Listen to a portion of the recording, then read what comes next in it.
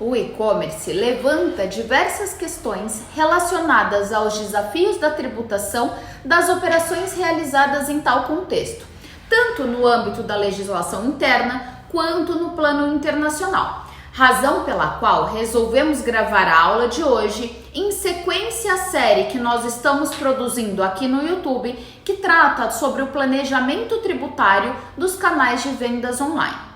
Na primeira aula, nós fizemos a distinção entre e-commerce e entre marketplace. Já na segunda aula, falamos sobre os aspectos tributários do marketplace.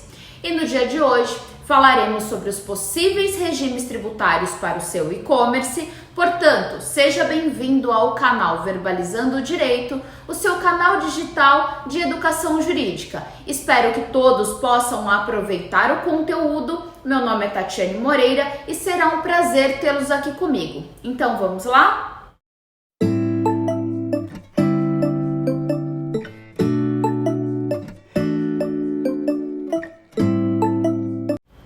No Brasil, em menos de 10 anos, o mercado de e-commerce experimentou um grande crescimento, passando de 18 bilhões em 2011 para 53 bilhões em 2018. Esse crescimento foi verificado, inclusive em período de grande recessão econômica, como este que nós estamos vivendo. De acordo com análises efetuadas por especialistas, durante essa crise sanitária, foram efetuadas milhões de transações dentro do e-commerce mundial, visto que todo esse cenário de isolamento social está influenciando o crescimento das vendas do comércio eletrônico no mundo inteiro, não só aqui no Brasil. E o setor varejista, ele experimentou um crescimento de 209% comparado ao mesmo período do ano de 2019. Esse volume de transações do e-commerce se deu em razão das amplas medidas de restrições às atividades do comércio presencial e de outras medidas relacionadas ao isolamento a que nós todos fomos submetidos. Nós estamos vivendo um período ou vivendo um início de uma transformação digital nunca antes vista na história. Então, apostar em vendas por Instagram, WhatsApp, e-commerce, marketplace são os primeiros passos para que a sua empresa possa aproveitar o isolamento social que a crise pandêmica causou, e esse é um bom começo para que a sua empresa possa manter as vendas dos seus produtos ou dos seus serviços. Dentro dessa circunstância, nós podemos verificar que vender na internet é uma excelente oportunidade para superar os momentos de crise e trata-se claramente de um caminho sem volta. Mas também é um processo que exige estruturação, estudo e organização. É preciso ter uma gestão efetiva também nos canais de vendas online, assim como dentro de uma loja física. Além disso, é preciso entender qual é o melhor regime tributário para o seu modelo de negócio. Essa é a razão da aula de hoje. Isso porque o pagamento de impostos é uma das principais preocupações daquelas pessoas que decidem trabalhar com vendas online. Na hora de criar um comércio eletrônico, é fundamental que a sua empresa entenda qual que é o melhor regime tributário. O regime tributário de um e-commerce é uma escolha, portanto, que deve ser feita com a máxima cautela e totalmente embasada no orçamento da empresa. Afinal, se a opção for feita de maneira incorreta e que sujeita a sua empresa a uma carga tributária maior do que deveria, você deverá permanecer nessa opção até o fim do exercício fiscal. Por isso, cautela antes de escolher o seu regime de tributação. Basicamente, o e-commerce ele pode englobar duas atividades: a de comércio varejista ou atacadista, venda de bens ou produtos próprios, e a prestação de serviços, incluindo as operações de marketplace, que eu já expliquei no vídeo anterior, ou seja, uma plataforma de intermediação, onde os vendedores eles comercializam seus produtos e o marketplace recebe um comissionamento pelas vendas realizadas dentro da plataforma. Basicamente, não há diferenças em relação à carga tributária para o empresário entre a venda no meio físico e a venda virtual. Quais são? Ele é sujeito ao PIS, COFINS, CSLL, IRPJ, INSS, FGTS, para o comerciante mais o ICMS, para o prestador de serviço mais o ISS, para o fabricante ou equiparado industrial mais o IPI.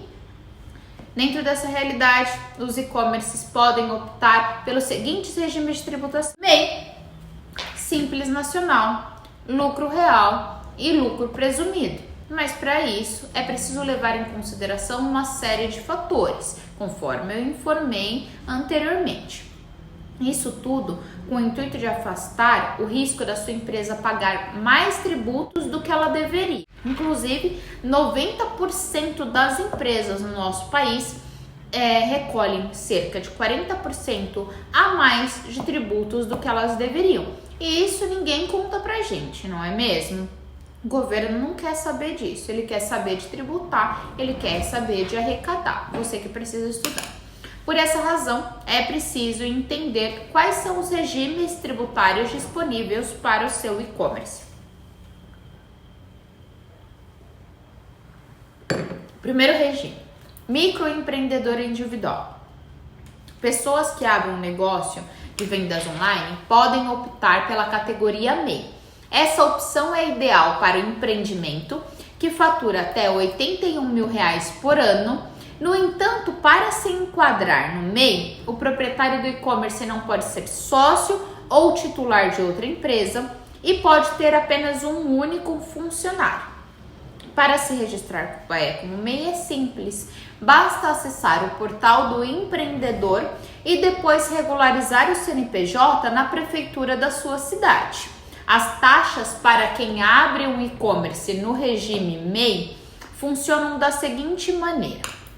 O cálculo é realizado aplicando 5% do salário mínimo, mais adicionando R$1 de ICMS, o Imposto sobre Circulação de Mercadorias e Prestação de Serviços de Transportes Interestaduais, e R$5 de ISS, que é o Imposto sobre Serviço. A empresa deve analisar se a atividade exercida tem incidência dos impostos e os valores das contribuições, elas variam de R$ 52,25 até R$ 58,25 para o ano de 2020, a depender da atividade. Um diferencial do MEI em relação aos outros regimes de tributação é que o MEI, o microempreendedor, ele não é obrigado a emitir nota fiscal. E as vendas, e não é obrigado também a escriturar os livros fiscais e contábeis. E superado este regime, nós temos também o Simples Nacional, que trata-se de um regime voltado para negócios que faturam até 4.800.000 no ano. O imposto é calculado de acordo com o faturamento da empresa. E a tributação ela é feita utilizando uma alíquota que une em uma guia única, qual seja a das diversos tributos, quase todos os tributos. Por exemplo, o IRPJ, a CSLL, PIS, COFINS, IPI, Contribuição Patronal Previdenciária, CPP, exceto para algumas atividades, como por exemplo a minha, de advocacia, o ICMS estadual, salvo o ICMS ST, de substituição tributária, e o DIFAL, que são recolhidos separadamente, e também o ISS municipal para os prestadores de serviço. O ISS está incluso na DAS. Embora o regime do Simples Nacional seja o mais comum, algumas empresas não estão aptas por optar por esse regime. Por exemplo, as empresas que tenham registrado receita bruta anual no ano anterior ou em curso superior a 4.800.000, elas estão impedidas de fazer a opção pelo Simples Nacional, assim como estão impedidas as empresas que tenham outra pessoa jurídica participando do seu capital social ou que sejam filiais de uma companhia com sede fora do país. Essas também não podem fazer a opção pelo Simples Nacional. Todos os impedimentos, eles podem ser consultados no próprio site da Receita Federal. Assim, você pode tirar as suas dúvidas e verificar se a sua empresa pode ou não pode fazer a opção pelo Simples Nacional.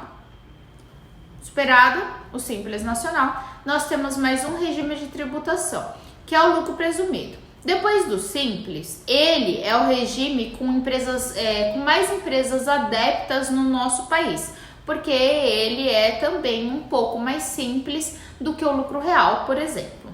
Nesse sistema, o lucro da empresa é presumido pelo próprio fisco, aplicando-se uma presunção que pode variar de 1,6% a 32%, de acordo com a atividade. E o imposto de renda e a contribuição social devem ser recolhidos com base nessa presunção, tá? Assim como acontece com o Simples Nacional, algumas empresas estão impedidas de optar pelo lucro presumido. Por exemplo, aquelas cuja receita total no ano calendário anterior tenha excedido o limite de 78 milhões no ano. Bancos e outras instituições financeiras também não podem fazer a opção por esse regime. Assim como não podem fazer a opção organizações que tiveram lucros vindos de capital estrangeiro ou que usufruam benefícios fiscais relativos à isenção ou redução do imposto de renda. Para as empresas que podem optar pelo lucro presumido, a escolha deve ser feita no momento de recolhimento do primeiro imposto do ano, assim como no lucro real funciona dessa maneira. Logo, para uma empresa no e-commerce optar por essa modalidade, ela não pode ultrapassar a receita total de 78 milhões de receita total no ano calendário anterior e não pode estar enquadrado em nenhuma das situações que acabei de explicar, tá? Já o lucro real, ele é obrigatório para algumas atividades, para algumas empresas, por exemplo, para aquelas que faturam acima de 78 milhões. Como eu disse antes, esse regime é um pouco mais complexo, mas nem por isso ele deixa de ser uma possibilidade, muitas vezes até mais vantajosa do que a dos outros regimes. Isso para todas as empresas que operam com plataformas de e-commerce, sendo de pequeno, médio ou grande porte.